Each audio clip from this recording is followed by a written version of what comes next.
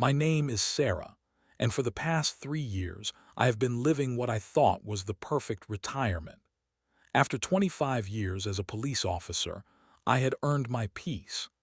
My husband and I bought a beautiful home in Meadowbrook Estates, a quiet suburban community where children ride bikes on safe streets and neighbors actually know each other's names. Our daughter Emma is 12 years old and has used a wheelchair since she was born with spina bifida. When we moved here, I was worried about how the community would accept her. Those fears disappeared on our first day when Mrs. Peterson from next door brought over cookies and asked Emma about her favorite color so she could plant matching flowers in her garden. Every evening at 6 o'clock, Emma and I take our walk around the neighborhood. These walks are the highlight of both our days. For Emma, they represent freedom and adventure. For me, they are precious moments watching my daughter experience joy in a world that too often sees only her limitations. The neighborhood embraced us completely. Mr. Johnson always waves from his workshop. The Martinez family kids learned sign language so they could communicate better with Emma. Even the teenagers who gather at the corner store make sure to give Emma high fives when we pass by. But over the past few months, things started changing. New faces appeared at HOA meetings. There were whispers about property values and maintaining standards. Someone had been elected to the board who kept talking about enhanced security measures and protecting our investment. I started noticing small things that bothered me. Strange cars parked on our street for hours with tinted windows. Neighbors mentioned getting letters about violations that seemed made up. Mrs. Chen received a notice about her garden being non-compliant, even though she had been gardening the same way for 15 years. The HOA meetings became tense affairs. New board members talked about hearing private security and implementing stricter rules. When I asked to see the budget for these security measures, I was told it was still under review. My police instincts started tingling. Something was not right. Emma noticed the tension too. She started asking why some neighbors looked worried during our walks, why Mrs. Patterson seemed scared when we stopped to chat, why the Martinez family kids were not playing outside as much. I tried to reassure her that everything was fine, but deep down, I felt that familiar feeling I used to get on the job when a situation was about to go bad. The calm before the storm, the quiet before chaos. On this particular Tuesday evening in October, Emma was especially excited about our walk. She had learned a new trick with her wheelchair and wanted to show me on the smooth sidewalk near the community center. The sun was setting, painting the sky in beautiful orange and pink colors. Everything seemed perfect. As we approached the corner where Emma wanted to practice her wheelchair tricks, I saw two men in security uniforms walking toward us. They were not anyone I recognized from the neighborhood, and something about their demeanor immediately put me on alert. My years of police training kicked in automatically. I scanned their uniforms, their posture, their badges. Nothing looked quite right. The uniforms were too new. The badges were positioned wrong. These men carried themselves like they were playing dress-up, not like real security officers. Emma was focused on her wheelchair trick and had not noticed them yet. I made a mental note of their faces, their approximate heights and weights, and the fact that neither of them carried proper identification or equipment that real security would have. That was the moment our peaceful life in Meadowbrook Estates changed forever. The two men approached us with the swagger of people who believe they own the sidewalk. The taller one had a thin mustache and kept adjusting his too shiny badge. The shorter one had dead eyes and hands that stayed too close to his belt. Neither looked like anyone I had ever seen in our neighborhood. "Excuse me," the tall one called out in a voice that was trying too hard to sound official. We need to speak with you about loitering in this area. I stopped walking and positioned myself slightly in front of Emma's wheelchair. My protective instincts went into full alert mode. Loitering? We live here. We take this walk every evening. We are HOA security, the shorter one announced, puffing out his chest. We have received complaints about suspicious activity in this area. We need to see your identification. Emma looked up at me with confusion in her eyes. She could sense the tension building, and I saw her small hands grip the wheels of her chair a little tighter. This was our neighborhood, our safe space, and these men were making my daughter feel unsafe. I studied their uniforms more carefully. The patches were crooked. The badges were generic mall security badges, not official HOA credentials. The taller one kept fidgeting with a radio that was obviously not connected to anything. Every detail screamed fake to my trained eye. I have never seen you before, I said calmly, using the tone I had perfected during 25 years of dealing with suspicious individuals. Which security company do you work for? What is your supervisor's name? The shorter one stepped closer, his face turning red. Lady, we are asking the questions here. You need to show us your ID and explain what you are doing in this area. Emma started moving her wheelchair backward, trying to create distance from these aggressive strangers. Her movement was small, barely noticeable, but it caught the attention of the fake officers. The tall one turned his focus to her with a look that made my blood run cold. "What is wrong with that kid?" he asked with disgust in his voice. "Why is she rolling around here? This is a family neighborhood." The words hit me like a physical blow. In 3 years of living here, no one had ever spoken about Emma that way. No one had ever made her feel unwelcome or different. These men had crossed a line that I would not allow anyone to cross. "She is my daughter," I said, my voice steady but my heart racing with anger. "And we have every right to be here." "Yeah, well, we have had complaints," the shorter one said, pulling out a notebook that looked like it came from a dollar store. "Complaints about disruptions and inappropriate behavior. You need to move along." Emma tried to turn her wheelchair around to leave, but she was nervous and her hands were shaking. The movement caused her to bump slightly into the tall, fake officer's leg. It was barely a touch, but he reacted like she had attacked him. "Hey, watch where you are going," he shouted, and then he did something that will be burned into my memory forever. He deliberately reached down and pushed Emma's wheelchair, sending her tumbling onto the concrete sidewalk. Time seemed to stop. My daughter, my precious, vulnerable daughter, was lying on the ground, her wheelchair overturned beside her, tears streaming down her face.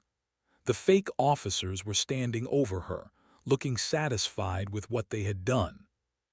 Something primal and furious awakened inside me. This was not just harassment anymore. This was assault on a disabled child.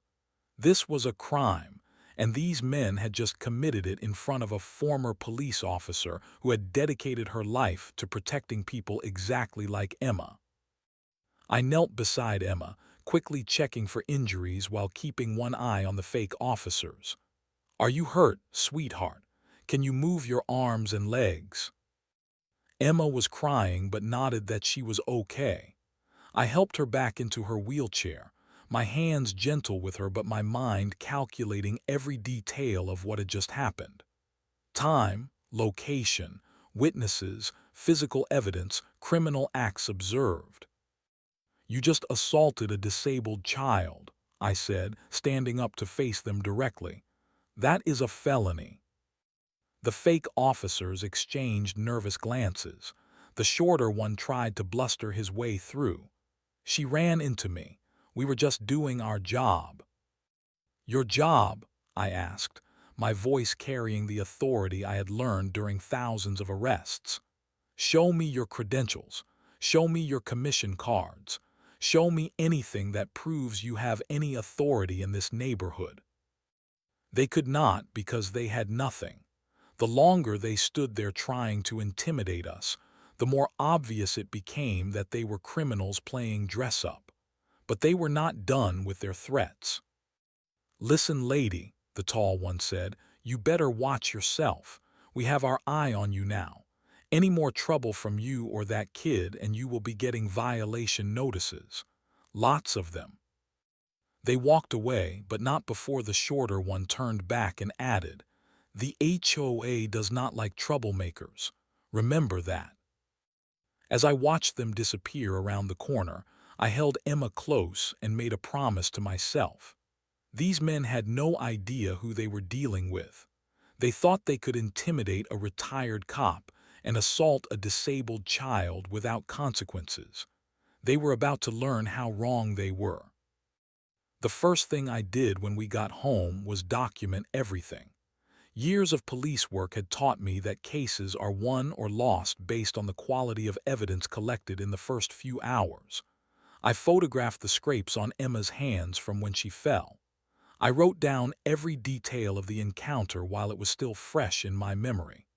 I noted the exact time, location, and weather conditions. Emma was shaken but trying to be brave.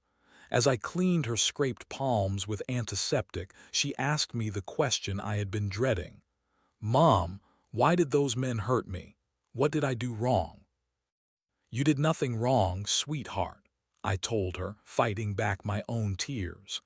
"Those men were the ones who did something wrong, and I promise you they will face consequences for what they did." After Emma went to bed, I called the official HOA board president, Janet Mills, who had been our neighbor for 8 years. Her confusion was immediate and genuine. "Security patrol?" she asked. "Sarah, we never authorized any security patrol. Our last board meeting was 3 weeks ago, and we only discussed the annual budget and the playground maintenance. Who were these men?" That confirmed what I already suspected. These were not legitimate HOA representatives. They were criminals impersonating authority figures, and my daughter had become their victim. But why? What was their endgame? I spent the next morning making phone calls to former colleagues in law enforcement. Detective Mike Rodriguez had worked with me for 15 years before I retired. When I described the incident, his response was immediate concern. "Sarah, this sounds like a pattern we have been tracking in suburban communities across 3 counties," he said. "Fake security, fake violations, intimidation tactics. It is part of a larger property scheme. How long has this been going on in your neighborhood?" Property scheme. The pieces started clicking together in my mind.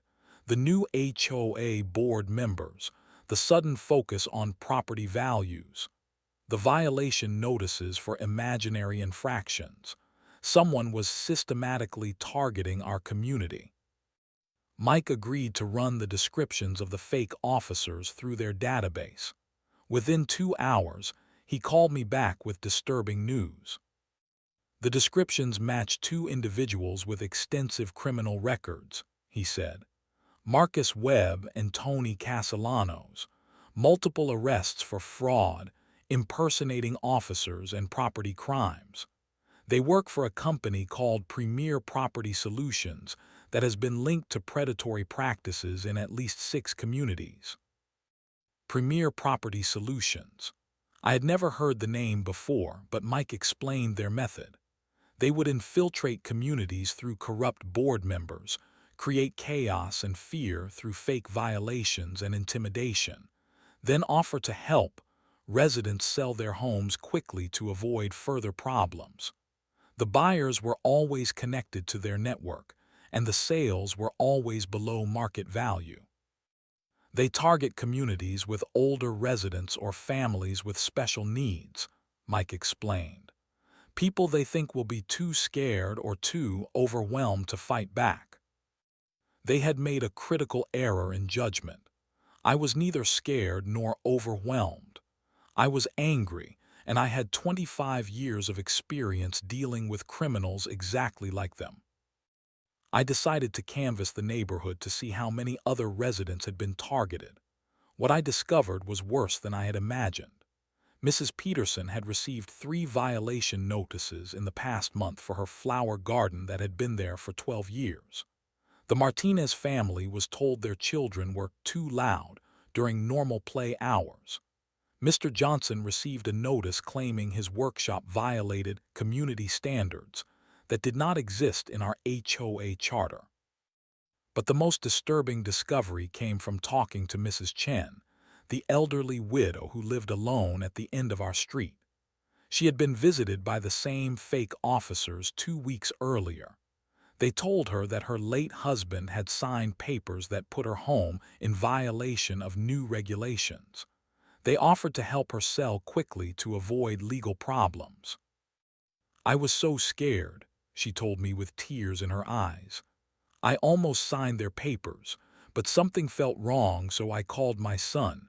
He told me not to sign anything without a lawyer. Mrs. Chen had unknowingly avoided becoming their first victim in our neighborhood. But I realized that Emma and I were not random targets. We were specifically chosen because they believed a family with a disabled child would be too vulnerable to fight back. They had picked the wrong family. They had picked the wrong neighborhood. And they had definitely picked the wrong former police officer. That evening, I made another call to Mike Rodriguez. I need everything you have on Premier Property Solutions and their entire operation, I said. These people hurt my daughter and they have been terrorizing my neighbors. I want to take them down. Sarah, Mike said with a tone I recognized from our years of working together, be careful.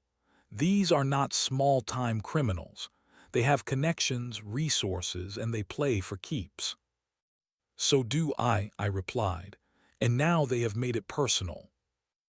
I spent that night creating a file system that would have made my old captain proud.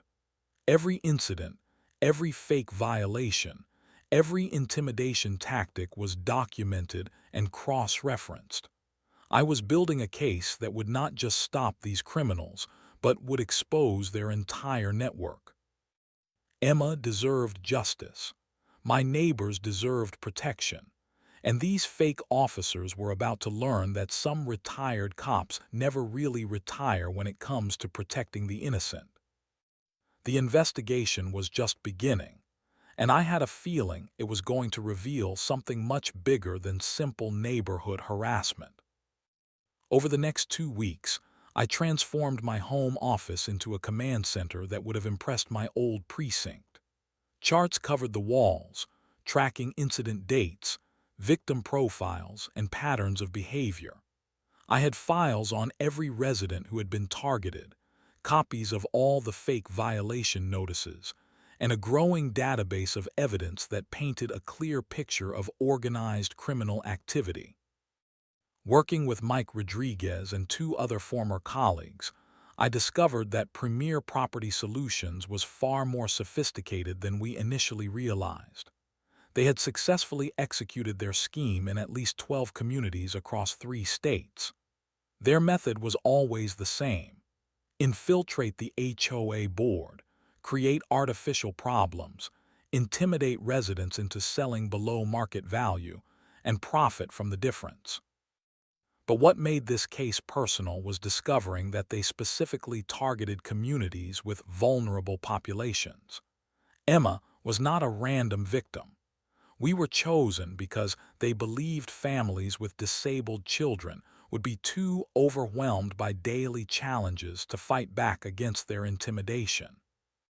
The real breakthrough came when I connected with other victims through online community forums. Linda Patterson from Riverside Heights had faced the same fake officers 3 months earlier. Her son has autism, and they had told her that his behavioral issues were disturbing the neighborhood. They offered to help her find a more suitable living situation. I was so scared they would hurt my son, Linda told me during our phone conversation. He does not understand why strangers were being mean to him.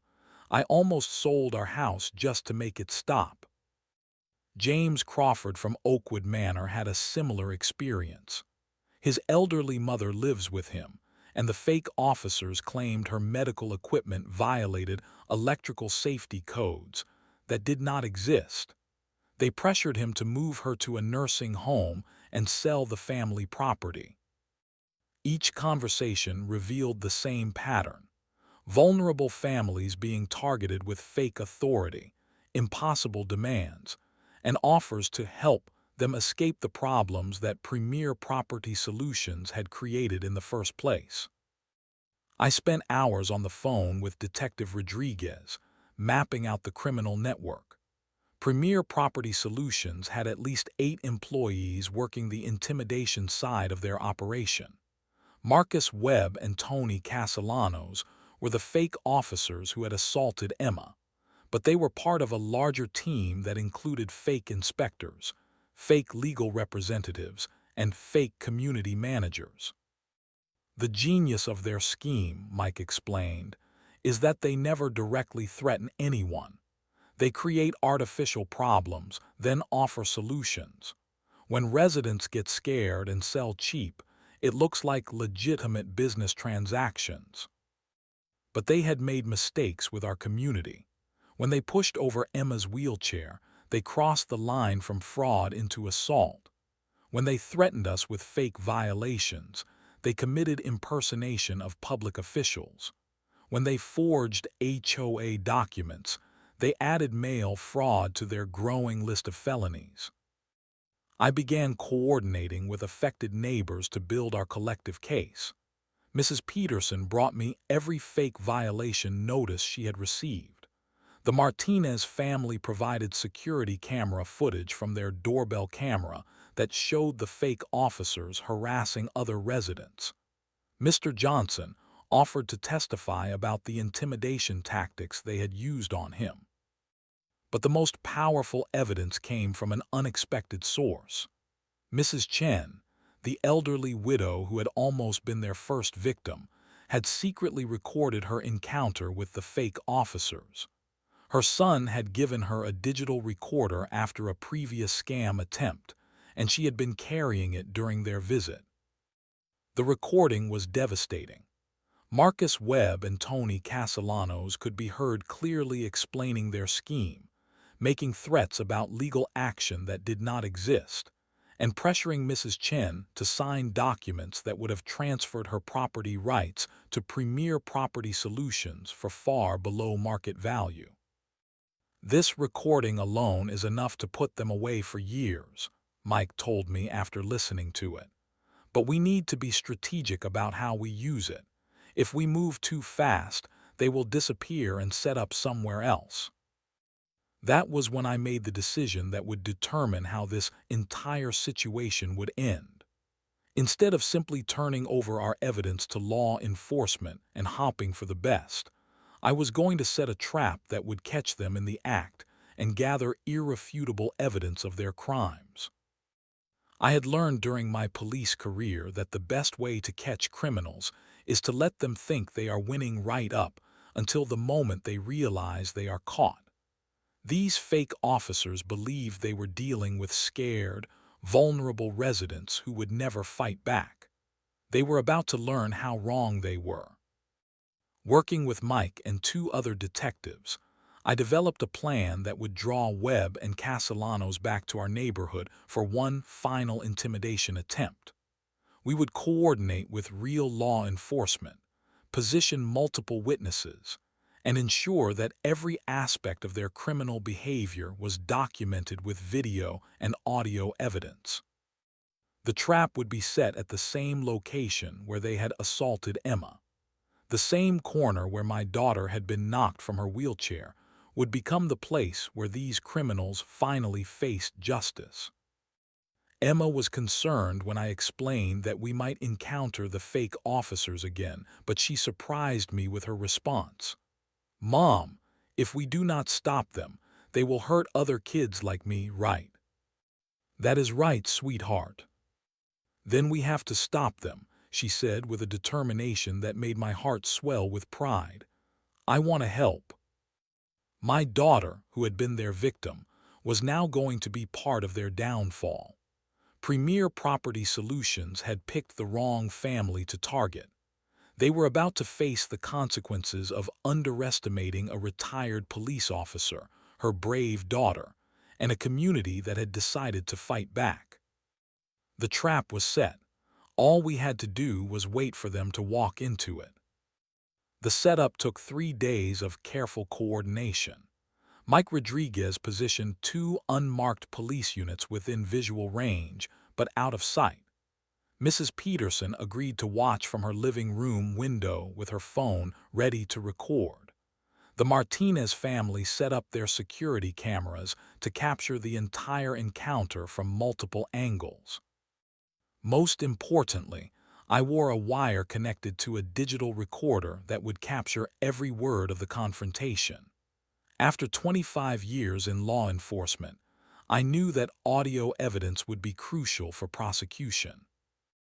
Emma and I maintained our normal routine for those 3 days, taking our evening walks at exactly the same time and following the same route. I knew that Webb and Castellanos would be watching, waiting for the right moment to make their next intimidation attempt. Criminals like them are predictable in their patterns. On Thursday evening, as we approached the corner where Emma had been assaulted, I saw them waiting. They were positioned exactly where I expected them to be, trying to look casual but obviously prepared for confrontation. The late afternoon sun cast long shadows that would provide perfect lighting for the cameras that were recording everything. Emma sensed them before I pointed them out. Her hands tightened on her wheelchair wheels, but she looked up at me with courage that amazed me. "I am ready, Mom," she whispered. Webb and Castellanos approached us with the same arrogant swagger they had displayed during our first encounter. They were wearing the same fake uniforms, carrying the same fake badges, and radiating the same false authority that had fooled other vulnerable residents. "Well, well," Webb called out as they got closer. "Look who decided to ignore our warning about loitering in this area." I stopped walking and positioned myself protectively near Emma, just as I had before. But this time, I was ready for everything they were about to do and say. "We told you there had been complaints," Castellanos added, pulling out his fake notebook. "Complaints about disruptions and inappropriate behavior. We are going to have to issue you a formal violation notice." "A violation notice?" I asked, keeping my voice calm and professional. "What specific violation are you citing?" They exchanged glances, probably surprised that I was not immediately intimidated. Webb cleared his throat and tried to sound official. "Unauthorized use of community areas by individuals who do not meet community standards." The phrase, "individuals who do not meet community standards," was clearly referring to Emma. They were using her disability as grounds for their fake violation. This was exactly the kind of discriminatory language that would strengthen our case. "Community standards," I asked. "Can you show me where those standards are written? What document are you referencing?" Castellanos stepped closer, his voice taking on the threatening tone I remembered from our first encounter. "Listen, lady, we do not have time for your questions. You and your kid need to stay out of common areas until this violation is resolved." Emma looked up at me, and I gave her a subtle nod. This was the moment we had prepared for. She took a deep breath and spoke directly to the fake officers. "Why are you being mean to me?" she asked in a clear, innocent voice that was being recorded by multiple cameras. "I live here. This is my neighborhood too." Webb looked down at her with the same disgusted expression he had shown before. "Because you do not belong here, kid. This is a normal neighborhood for normal families." The words hung in the air like a confession. Two grown men, impersonating authority figures, telling a disabled child that she did not belong in her own neighborhood. Every camera was capturing it. Every microphone was recording it. That was when I decided to reveal my hand. Marcus Webb, I said calmly, using his real name for the first time. Also known as Marcus Wilson, Marcus Watson, and Marcus Wheeler, depending on which community you are currently scamming. The change in his expression was immediate and dramatic. The confident smirk disappeared, replaced by confusion and growing panic. And Tony Castellanos, I continued, turning to his partner, currently wanted in Jefferson County for fraud and impersonation of a public official. Castellanos took a step backward, his hand moving instinctively toward his fake radio. How do you? Who are you? I am Sarah Mitchell, I said, my voice carrying the authority I had developed during 25 years of confronting criminals. Retired police officer with 25 years of experience. And you too have just committed multiple felonies in front of a trained law enforcement professional. The panic in their eyes was visible now. They realized they had walked into a trap, but they did not yet understand how complete that trap was. You assaulted a disabled child, I continued. You impersonated security officers. You attempted to intimidate residents with fake violations. You forged official documents. And you did all of this as part of a criminal conspiracy to defraud homeowners. Webb tried to bluster his way out. You cannot prove any of that. It is your word against ours. That was when I smiled and gestured toward the Martinez house, where Mr. Martinez was standing in his doorway with his phone camera pointed directly at us. Mrs. Peterson waved from her window, also recording. Mr. Johnson had appeared on his porch with a clear view of the entire confrontation.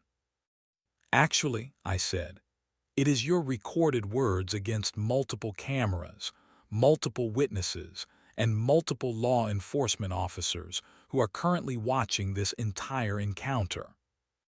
As if on cue, two marked police cars pulled around the corner with their lights flashing. Detective Rodriguez stepped out of the first car, followed by 3 uniformed officers. Webb and Castellanos looked around desperately, finally understanding that they were completely surrounded and completely caught.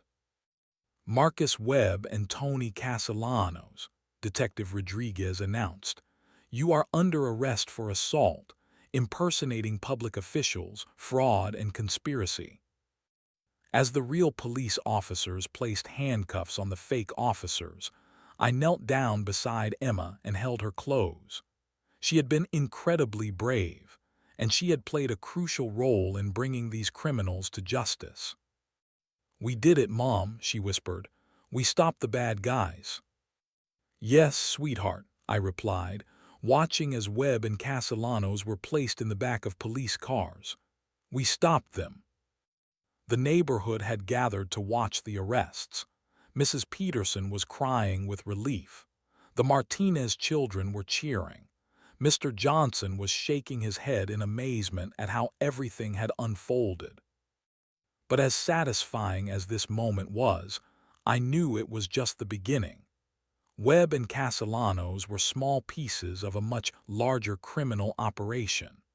Premier Property Solutions was about to face the full weight of law enforcement attention, and every community they had targeted was about to get justice.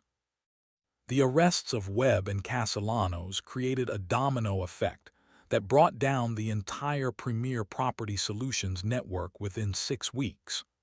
The recordings, photographs, and witness testimonies we had gathered became the foundation for a multi-jurisdictional investigation that eventually led to 43 arrests across 4 states. Detective Rodriguez kept me updated on the legal proceedings. Webb and Castellanos each faced 15 felony charges, including assault on a disabled person, impersonating public officials, fraud, conspiracy, and racketeering. The evidence we had gathered was so comprehensive that both men accepted plea agreements rather than face trial. "Your case broke this whole thing wide open," Mike told me during one of our regular updates. "The recording from Mrs. Chen and the video evidence from your setup gave us everything we needed to unravel their entire operation." But the most satisfying aspect of the legal resolution was not the prison sentences or the financial penalties.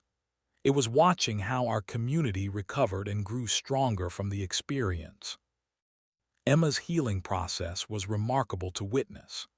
The initial trauma of being assaulted gradually gave way to pride in the role she had played in stopping the criminals. She understood that her courage in facing Webb and Castellanos again had helped protect other children in other neighborhoods from experiencing what she had experienced. "Mom," she said one evening as we resumed our normal walks, "I am glad those men picked us to be mean too." "Why is that, sweetheart?" "Because if they had picked someone else, they might have gotten away with it. But they picked us, and we knew how to stop them." Her wisdom amazed me. At 12 years old, she had learned lessons about justice, courage, and community protection that most adults never learn. The other families who had been targeted also experienced their own forms of healing. Mrs. Peterson replanted her garden with even more beautiful flowers than before. The Martinez family kids started playing outside again with renewed joy and energy. Mr. Johnson reopened his workshop and invited neighbors to see his projects. Mrs. Chen became something of a neighborhood hero when word spread about her secret recording that had helped convict the criminals. She began hosting weekly coffee gatherings where neighbors could share information and look out for each other. The HOA board underwent a complete restructuring. The legitimate board members who had been sidelined by the criminals resumed their positions, and new policies were implemented to prevent any future infiltration by outside groups with questionable motives. Most importantly, our community established direct communication channels with local law enforcement. Detective Rodriguez helped us set up a neighborhood watch program that was actually connected to real police resources, not fake security companies. The financial impact on Premier Property Solutions was devastating. In addition to the criminal penalties, they faced civil lawsuits from every community they had targeted. The company was forced into bankruptcy, and their assets were seized to provide restitution to victims. Emma and I received a settlement that would help cover her future medical and educational needs, but the money was never the primary motivation. The primary motivation was ensuring that no other child would be pushed from their wheelchair by criminals pretending to have authority. 6 months after the arrests, I received a phone call that brought everything full circle. Linda Patterson, the mother from Riverside Heights whose autistic son had been targeted by the same criminals, called to thank me. "My son is playing outside again," she told me with tears in her voice. "For the first time in months, he feels safe in his own neighborhood. That would not have happened if you had not fought back." Similar calls came from James Crawford, whose elderly mother was now receiving proper medical care without fear of fake violations, and from dozens of other families across multiple states who had been terrorized by Premier Property Solutions. The investigation also led to policy changes at the state level. New laws were passed requiring verification of security companies and stricter penalties for impersonating public officials, especially when the crimes target vulnerable populations. Emma and I were invited to speak at community safety workshops, sharing our experience and helping other neighborhoods recognize and respond to similar schemes. Emma particularly enjoyed these presentations because they gave her opportunities to educate people about disability rights and community inclusion. But perhaps the most meaningful recognition came from our own neighborhood. The community center dedicated a plaque honoring Emma's courage and the role she played in protecting everyone from criminal intimidation. The plaque reads, "In honor of Emma Mitchell, who showed us that courage comes in all forms and that protecting each other makes us stronger." Every time we pass that plaque during our evening walks, I am reminded that justice is not just about punishing criminals. It is about creating communities where everyone, regardless of their abilities or challenges, can feel safe and valued. 2 years have passed since that October evening when Webb and Castellanos pushed Emma from her wheelchair. Our evening walks continue, but now they are community events.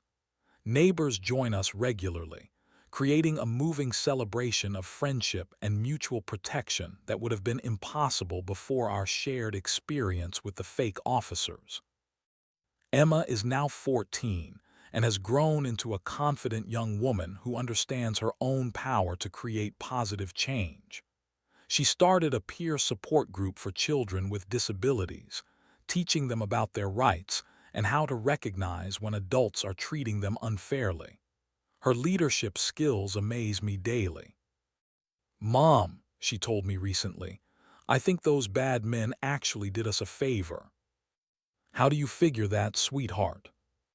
"Because now I know that I can handle anything. If I can stand up to criminals when I was 12, I can handle whatever comes next." Her confidence extends far beyond our confrontation with Premier Property Solutions.